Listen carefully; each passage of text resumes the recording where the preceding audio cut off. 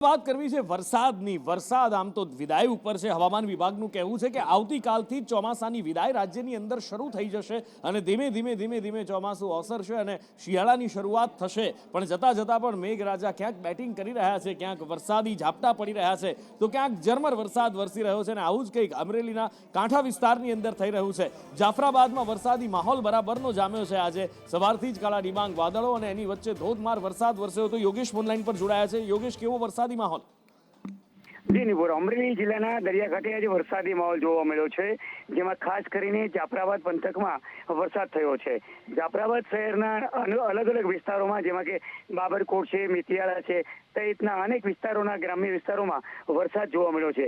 તેમજ સમગ્ર રાજુલા, જાફરાબાદ ગ્રામ્ય વિસ્તારોમાં તેમજ કોસ્ટલ બેલ્ટ પર વરસાદ થયો છે. વરસાદ થવાથી લોકોને ગરમીમાં રાહત મળી છે. જી નિબોર, વરસાદ વરસી રહ્યો છે અમરેલીના દરિયાકાંઠાના વિસ્તારમાં, કોસ્ટલ વિસ્તારની અંદર, અને લોકો ખુશ પણ દેખાઈ રહ્યા છે. અને બીજી બાજુ ટેન્શન પણ વધી રહ્યું છે, કારણ કે હવામાન વિભાગ એક બાજુ કહી રહ્યું છે કે આવતીકાલથી ચોમાસાની વિદાય શરૂ થશે, અને બીજી બાજુ હવામાન શાસ્ત્રી અંબાલાલ પટેલ કહી રહ્યા છે કે ચોમાસું આ વખતે નવરાત્રી બગાડીને જ જશે.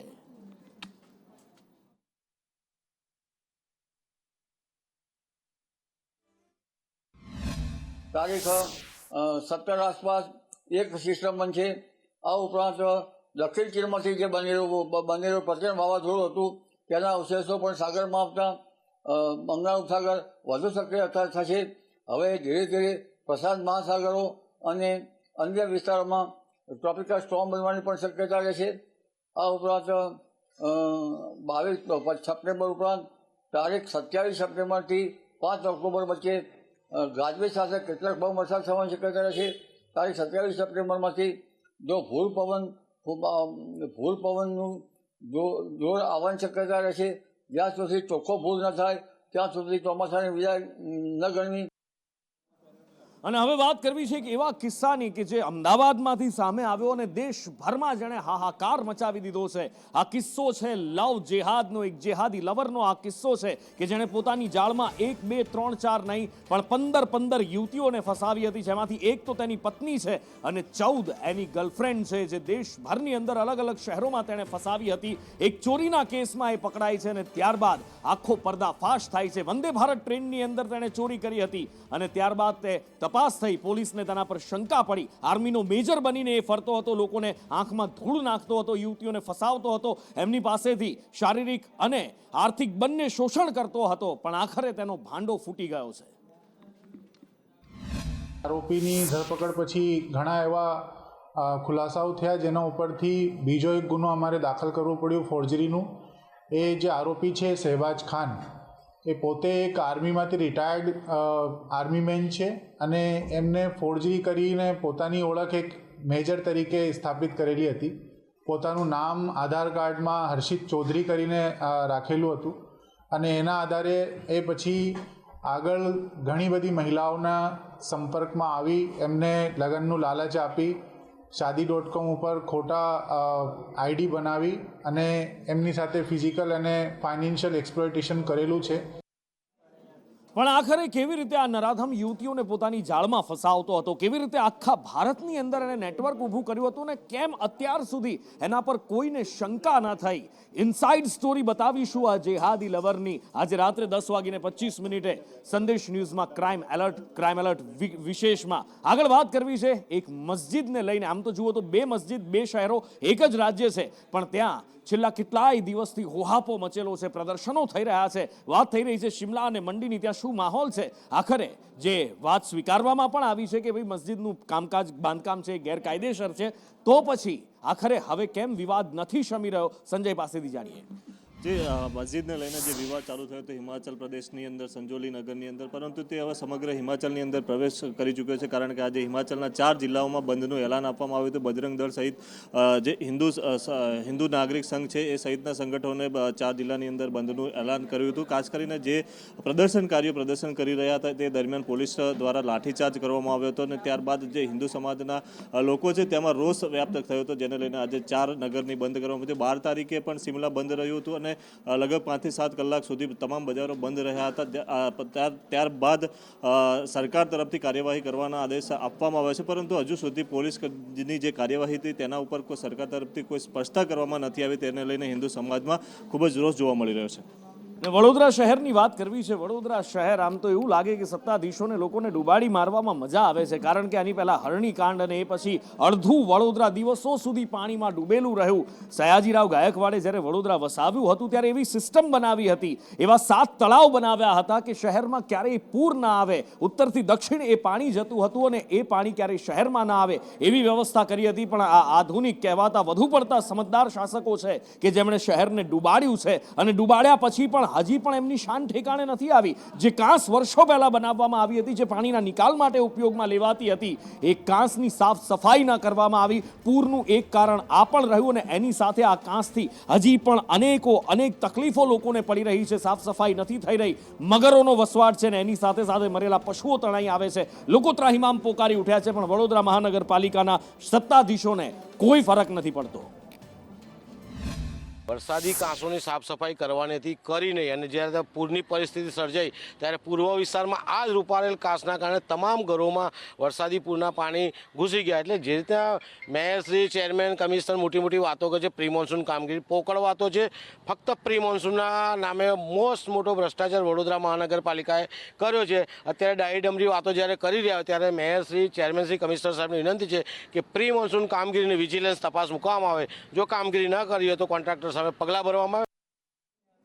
કામગીરી ન કરી હોય તો કોન્ટ્રાક્ટર સામે પગલા ભરવામાં આવે. આ શબ્દો વડોદરામાં પણ સંભળાયા અને આ શબ્દો અમદાવાદમાં પણ સંભળાયા, કારણ કે હાટકેશ્વર બ્રિજ 100 વર્ષ જેનું આયુષ્ય કહેવામાં આવ્યું હતું, 2 જ વર્ષમાં સાહેબ એ બ્રિજ બંધ કરી દેવો પડ્યો. એટલી હલકી ક્વોલિટીનું હતું, અને એ પછી એ બ્રિજ જાણે કે એક રાજકારણ માટેનો મુદ્દો બની ગયો છે. એ બ્રિજ નહીં પણ ભ્રષ્ટાચારનું ભોરિંગ અને રાજકારણનો મુદ્દો બન્યો છે. ફરી એકવાર હાટકેશ્વર બ્રિજને લઈ અમદાવાદ મ્યુનિસિપલ કોર્પોરેશનમાં વિપક્ષના નેતા શહેજાદ ખાન પઠાણે ભારતીય જનતા પાર્ટીની આ મ્યુનિસિપલ કોર્પોરેશનમાં બેઠેલા સત્તાધીશો ઉપર આકરા પ્રહાર કર્યા છે.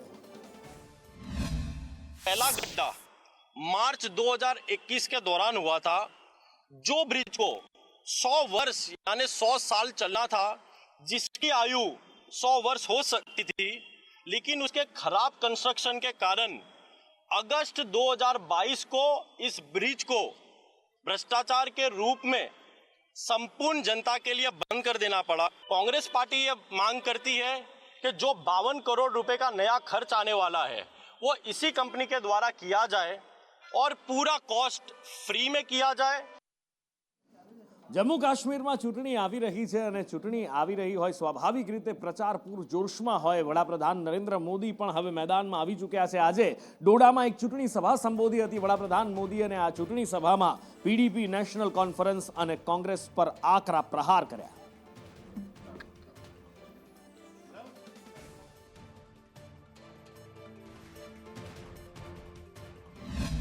वो समय जब दिन ढलते ही यहां अघोषित कर्फ्यू लग जाता था,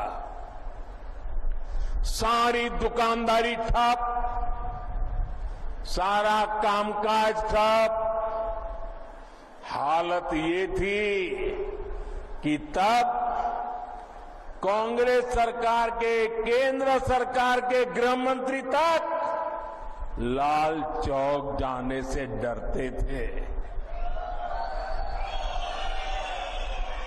साथियों, जम्मू कश्मीर में आतंकवाद अब अपनी अंतिम सांसें गिन रहा है. जम्मू कश्मीर में इन 3 खानदानों ने मिलकर आप लोगों के साथ जो किया है वो किसी पाप से कम नहीं है.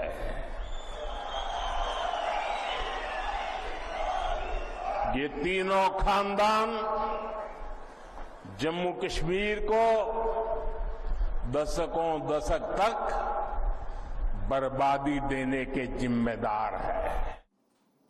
ત્રીજી વાર વડાપ્રધાન બન્યા બાદ આવતીકાલે નરેન્દ્ર મોદી પહેલીવાર ગુજરાત આવી રહ્યા છે અને ગુજરાત આવતા હોય ત્યારે ઘણી બધી ભેટ સોગાદો લઈને આવતા હોય છે અને એવી જ ભેટ સોગાદ તેઓ લઈને આવી રહ્યા છે. ઘણા બધા કાર્યક્રમમાં પણ હાજરી આપવાના છે, પણ તેઓ જે લોકાર્પણ કરવા જઈ રહ્યા છે અમદાવાદથી ભુજ વચ્ચેની ભુજ વચ્ચેની વંદે ભારત ટ્રેન અને ગાંધીનગર અને અમદાવાદ વચ્ચેની મેટ્રો ટ્રેનની કનેક્ટિવિટી, એ બંને ખાસ ચર્ચામાં છે. અને જ્યારે અમદાવાદ અને ગાંધીનગર વચ્ચે મેટ્રો ટ્રેનની કનેક્ટિવિટીને લીલી ઝંડી આપશે, મેટ્રો ટ્રેન આધુનિક મેટ્રો ટ્રેનને તેઓ લીલી ઝંડી આપશે, તો સ્વાભાવિક રીતે અમદાવાદ ગાંધીનગર વચ્ચેનું અંતર પણ ઘટી જશે અને સાથે જ ભુજ અને અમદાવાદ વચ્ચેનું અંતર માત્ર 5 કલાકનું રહી જશે.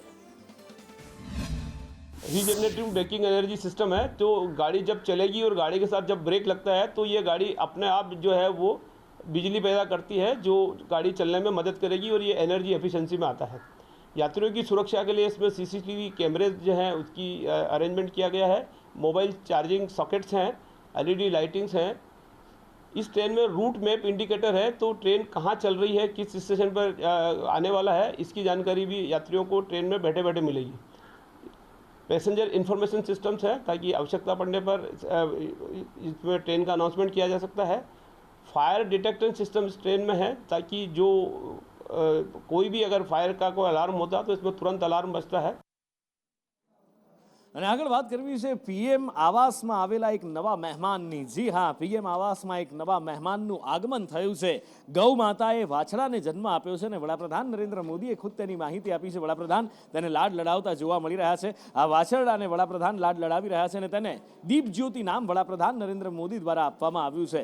વડાપ્રધાન નરેન્દ્ર મોદી આ પહેલા પણ આપણે જોયું છે કે પીએમ આવાસ યોજનાની અંદર ક્યારેક મોરને દાણા ખવડાવતા હોય છે અને પશુ પક્ષીઓ પ્રત્યેનો તેમનો એક અદ્ભુત લગાવ હંમેશા સામે આવતો રહેતો હોય છે.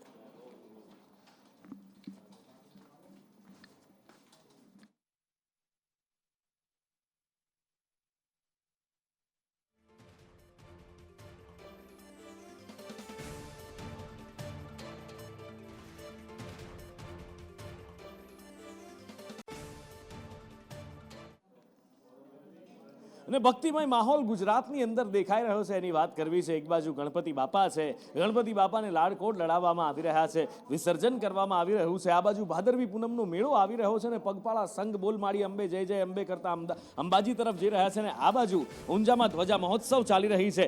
3 લાખ ભક્તોએ મા ઉમિયાના દર્શન કર્યા છે. 4000થી વધુ ધજાઓ ભક્તો દ્વારા ચડાવવામાં આવી છે. કેવો ભક્તિસભર માહોલ દેખાઈ રહ્યો છે, જાણીએ જિગ્નેશ પાસેથી. જિગ્નેશ.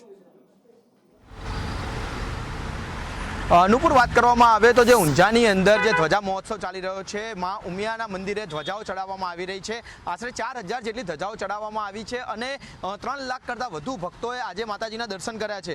બીજી તરફ જોવા જઈએ તો કપડવંશથી ઊંઝાની 205 કિલોમીટરની એક રિલે દોડ યોજાઈ હતી, જેમાં 205 દોડવીરો છેલ્લા 24 કલાકથી દોડી અને કપડવંશથી ઊંઝા પહોંચ્યા હતા અને ત્યાં તેઓએ 52 ગજની જે ધજા છે તે ચડાવી હતી. અને આ 205 કિલોમીટરની જે રિલે દોડ હતી તેના અંદર 500 ગાડીઓ, 2000 માઈ ભક્તો જોડાયા હતા. અને ગઈકાલે કપડવંશથી જે રિલે દોડનો પ્રારંભ થયો હતો તે આજે સાંસદ છે તે પરસોત્તમ રૂપાલાએ તેને લીલી ઝંડી આપી હતી અને સાથે જ આજે તે છે તે ધજાઓ મંદિર સુધી પહોંચી હતી. બીજી તરફ આ ધ્વજા મહોત્સવના કાર્યક્રમની અંદર ધારાસભ્ય કિરીટભાઈ પટેલ, સાંસદ સહિતના સાંસદ હરિભાઈ પટેલ સહિતના જે આગેવાનો છે તેઓ પણ હાજર રહ્યા હતા. અને આગામી 2 દિવસ સુધી હજી આ જે ધ્વજા સમારોહ છે તે યોજાવાનો છે અને હજુ પણ મોટી સંખ્યામાં ભક્તો દર્શને પહોંચે તેવી શક્યતાઓ છે.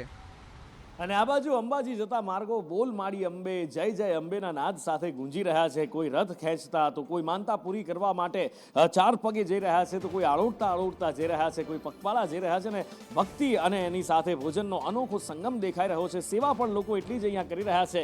મિની કુંભ છે અને મિની કુંભમાં આજે 3જો દિવસ છે. અંબાજી હાઈવે પર માનવ સાંકળ રચવામાં આવી છે. હિંમતનગર અંબાજીના માર્ગો ઉપર માઈ ભક્તોનો ધસારો જોવા મળી રહ્યો છે. અંબાજી ખાતે ભાદરવી મહાકુંભ ચાલી રહ્યો છે અને મહાકુંભનો આજે 3જો દિવસથી 3જા દિવસે સતત માઈ ભક્તોનો, પદયાત્રીઓનો પ્રવાહ છે તે અંબાજી તરફ જોવા મળી રહ્યો છે. આપણી સાથે કેટલાક ભક્તો જોડાયા છે, તેમની સાથે સીધી વાત કરીશું. શું કહો છો બેન, ક્યાંથી આવો છો, અત્યારે ક્યાં પહોંચ્યા છો અને કેવું લાગી રહ્યું છે? અમે નિકોલ અમદાવાદથી આવીએ છીએ. સારું લાગે છે. માં અમારી જે દુઃખ દર્દ હોય ચાલતા ચાલતા એ બધા અમારા દૂર કરે છે. શું કહો છો કાકા, તમે પણ ચાલી રહ્યા છો? અગાઉ કેટલી વખત ચાલ્યા અને આ વખતે કેવું લાગે? આવો 5મી વખત ચાલીને આવ્યો છું અંબાજી અને બહુ સરસ મજા આવે છે. માં શક્તિ આપે છે ચાલવાની. શું કહો છો બા, આટલા વર્ષે પણ ચાલો છો, કેવું લાગે છે? સારું લાગે.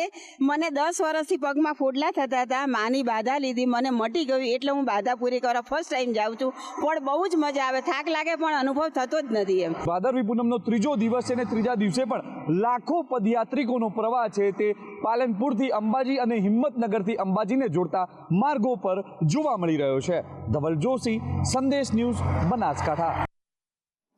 છેલ્લા ઘણા સમયથી ખેડૂતો કહી રહ્યા હતા કે ડુંગળી પરની નિકાસ ડ્યુટી છે, એટલે કે જે ડ્યુટી ઘટાડવામાં આવે, એક્સપર્ટ ડ્યુટી ઘટાડવામાં આવે, પણ ક્યાંય એ ઉકેલ નહોતો આવી રહ્યો. પણ આખરે એક નહીં પણ ચાર મોટા નિર્ણય સરકાર દ્વારા ખેડૂતોના હિતમાં લેવામાં આવ્યા છે. હિરેન પાસેથી જાણીએ. હિરેન,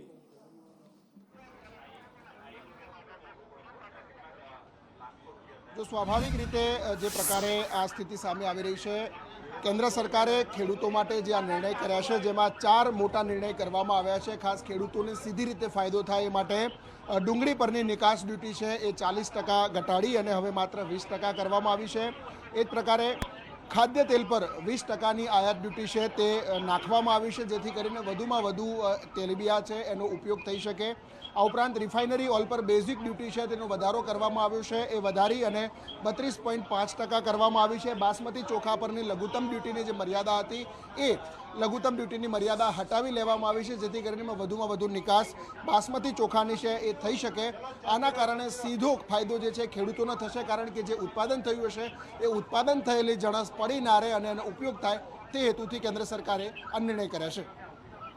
વડાપ્રધાન આવતીકાલે ગુજરાત આવી રહ્યા છે અને પરમ દિવસે મોટેરાથી ગાંધીનગર મેટ્રો રેલનું તેઓ લોકાર્પણ કરવા જઈ રહ્યા છે. હિરેન મારી સાથે જોડાયા છે અને મેટ્રો ટ્રેનમાં તેઓ અત્યારે છે. હિરેન, અન્ય ટ્રેન કરતાં આ ટ્રેન આધુનિક હોવાનું કહેવાય રહ્યું છે. શું ખાસ છે અન્ય મેટ્રો કરતાં અમદાવાદ ગાંધીનગર વચ્ચેની કનેક્ટિવિટીની મેટ્રો?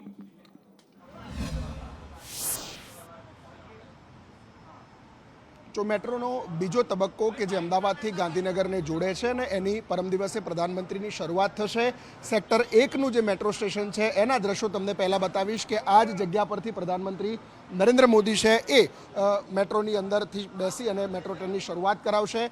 આ પાયલોટ કોચ જે છે કે ત્યાંથી બંને બાજુ જે મેટ્રો છે એ ચલાવી શકાય એ પ્રકારની વ્યવસ્થા છે.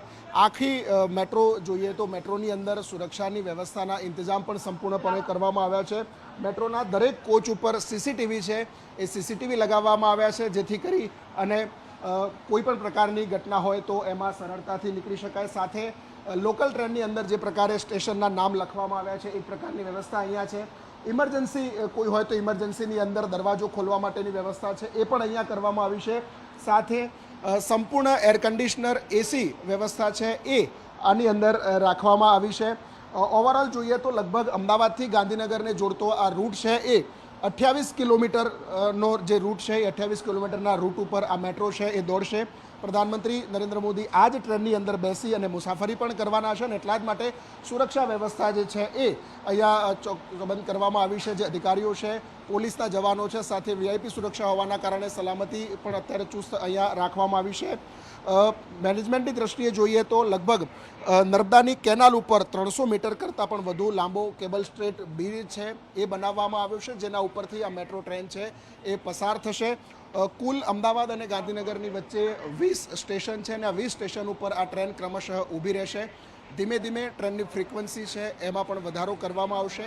અત્યારે પ્રાથમિક તબક્કે પ્રત્યેક 1 કલાકે આ મેટ્રોની ટ્રેન જે છે એ અમદાવાદથી ગાંધીનગરની વચ્ચે દોડે એ પ્રકારની વ્યવસ્થા રહેશે. ધીમે ધીમે એની ફ્રીક્વન્સી વધારવામાં આવશે, કારણ કે હજુ કેટલાક સ્ટેશનો પરની કામગીરી છે એ ચાલુ છે અને આજ સેક્ટર 1 મેટ્રો સ્ટેશનથી પ્રધાનમંત્રી નરેન્દ્ર મોદી તેની શરૂઆત કરાવશે. અમદાવાદથી સીધું ગાંધીનગર સુધી આ ફેઝ 2નો જે કોરિડોર છે, ઉત્તર દક્ષિણ મેટ્રો કોરિડોર, એનું રહેશે.